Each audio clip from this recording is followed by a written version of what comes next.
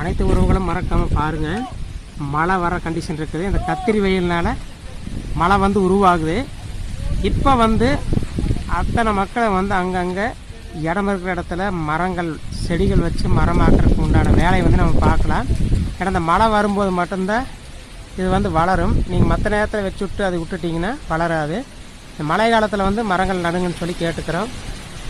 நன்றி உறவுகளே. இப்போவே மழை வரக்குண்டான சூழ்நிலை இருக்குது. பாருங்கள், ஆட்டோட திசையில் மாறிடுச்சு.